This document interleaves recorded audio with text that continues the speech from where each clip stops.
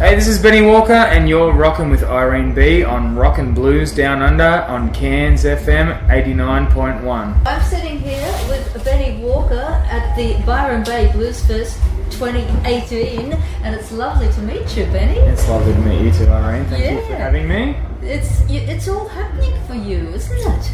It's been a very exciting weekend, I know that much. Been lucky enough to do 3 shows here, a couple on the Boomerang stage, and then be able to do the Mojo stage today, which is just been a huge buzz all weekend. I don't know how long it's going to take to come down, to be honest. Yeah. Where do you actually live? I'm in Echuca, Moama, so on the border of Victoria and New South Wales. I know where it is. It's a lovely place, actually. It is nice, especially in the summer. I've got the river. But I still don't mind. A little campfire and a bit of red wine in the winter if need be. Yeah, that's right. I don't think anyone would say no to that. No, exactly. Now, look, I noticed that you've won quite a few awards. Awards, how important are awards to you? I don't know if...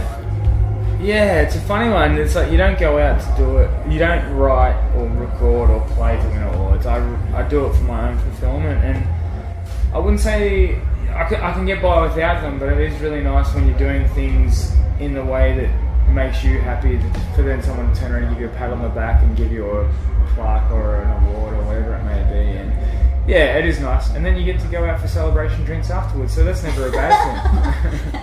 And I noticed you've played at too many festivals to count, probably. But do you have a favourite festival? And you're probably going to say Bluesfest today, but... Well, Bluesfest has been on the list for me for as long as I've been doing it. So, and I've had, and it's lived up to every expectation, and we've had so much fun. It's between here and Woodford Folk Festival, and I've been lucky enough to do Queenscliff, and I'd love to do Port Fairy, and they're endless. But Bluesfest has definitely been a big one. I guess for my genre, for me, it's the biggest one. So I'm just completely thrilled to be here, and the band is. We've just had so much fun. Yeah. And do you have a preference to doing more intimate venues, say to festivals, or do you just love both? Or I get probably this different. It's different.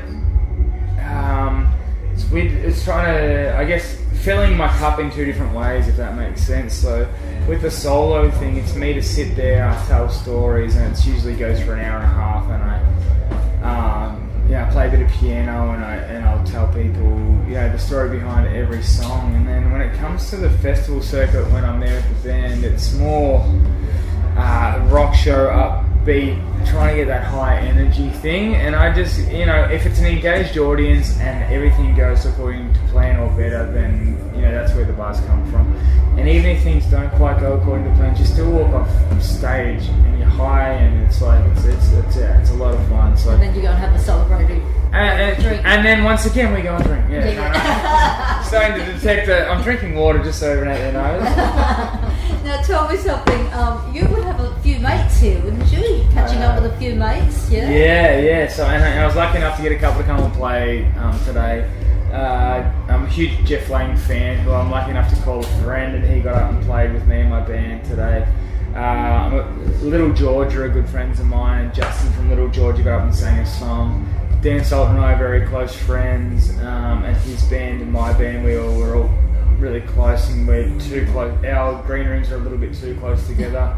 Uramal and I are really good friends. Katie Baker's a friend. Sean Kirk's a friend. Yeah, I saw Sean Kirk today. Yeah, Sean's what a great performance. Multi-talented. Yeah. He's like an octopus to watch live. I don't understand how that works, but he does it very well. He does. But and Lucas Nelson and I became kind of mates over the weekend. It came from and it was it was really nice. He's a very, very laid back, beautiful awesome guy. I've run into him gentle. 6 times, and I gave him some of my leftover food the other day, and I got to interview him. But that's been making new friends and catching up with old ones. It's been really, really enjoyable. It's a real buzz, isn't it? Yeah. So I think we're getting the wine. No, we're okay. So what's been the best advice you've had that sort of maybe got you to where you are today, do you think? Yeah, steer your own ship is basically what it is in short. So from there, I guess you go back and it doesn't matter who your manager or your agent or your publicist or your band or whoever it is, if you're not the one at the helm pointing the thing in the direction you want it to go, it's not going to work out how you want it to work out. And I think that's a fairly straightforward but very good piece of advice that I received a few years ago, and I've tried to keep that in mind with every decision I make, whether I'm completely happy with it and able to fully engage myself in it and go forward feeling the way I want to feel about it. I didn't get into doing this to be unhappy or uncomfortable. I got in this because I love doing it, and I want that to be that way forever. It doesn't matter if it takes longer because I made certain decisions, as long as I'm happy along the way.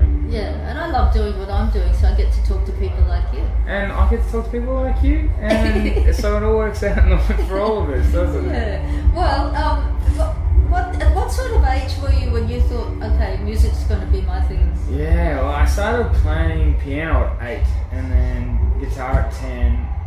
I started a band at 12, and it was just kind of through high school, and it seems like, geez, it'd be how cool to be. I was a big Metallica fan as a kid. It was like, how cool to be like the guitar player in a big rock band and all that sort of stuff. And late high school, I started writing songs, and through mid high school and late high school, I started writing songs, and then I got into the real world after school and started working 9 to 5. I was like, this is not for me. And I knew fairly quickly, and then 4 years later, at the age of 22, I thought, well, I'm going to start working part-time, focus more on trying to follow this music thing, and then it wasn't until, I guess, the age of 24 maybe, I left my day job and just started doing music full-time, and it's been a joy ever since, not without its challenges, but I wouldn't have it any other way. Well, that's wonderful, and I really appreciate you taking time out to talk to me. Thank you. It's lovely to meet you. Likewise, and hopefully see you again soon.